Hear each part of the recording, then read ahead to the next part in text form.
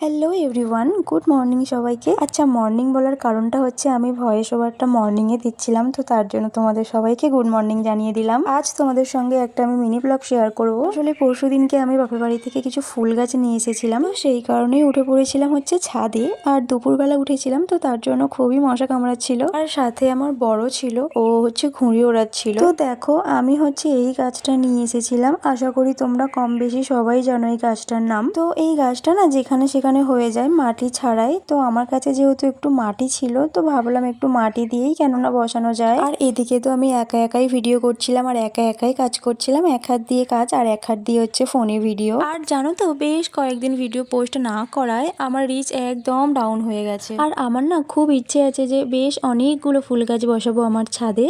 আমি আমার ছাদ বাগানটা ফুল গাছে ভরিয়ে দেব। আর মাটিটা যেহেতু শুকনো মাটি ছিল, তো আমি ওইগুলোকে ভালো করে ভেঙে একটু জল দিয়ে কাদামাটি মতো করে নিয়েছিলাম, যাতে গাছগুলো খুব ভালোভাবে বসে যেতে পারে। তোমরা তো দেখে বুঝতেই পারছো যে আমি ওই যে ইটের খোপগুলো থাকে ছাদের ওই খোপের মাঝখানে মাঝখানে আমি একটু মাটি দিয়ে ভালো করে সমান করে দিচ্ছিলাম। গাছগুলো ওখানেই বসাবো। এই মুহূর্তে যেহেতু আমার কাছে টব নেই, তো তার জন্য এই কাজটাই করলাম। পরে যখন টব কিনবো তখন টবের মধ্যেই গাছ বসাবো, আর এইরকম ভাবে বসাবো না। জানো তো, অলরেডি কিন্তু আমার ছাদে দুটো সবজি গাছ হয়েছে। সবজি গাছ বলতে শাক হয়েছে আর কি। এক হচ্ছে পুঁই শাক আর এক হচ্ছে কুমড়ো গাছ। কিন্তু এখনো কুমড়ো গাছে কোনো কুমড়ো হয়নি, কিন্তু পুঁই শাক অনেকবার কেটে খাওয়া হয়েছে আমাদের, এমনকি কেটে অনেক কাউকেই দিয়েছিলাম। তো দেখো, তোমাদের সঙ্গে গল্প করতে করতে আমার মাটির কাজ কমপ্লিট। তারপর এই কাজগুলো বসিয়ে নিচ্ছিলাম। বেশ অনেক কটাই ডগ ছিল।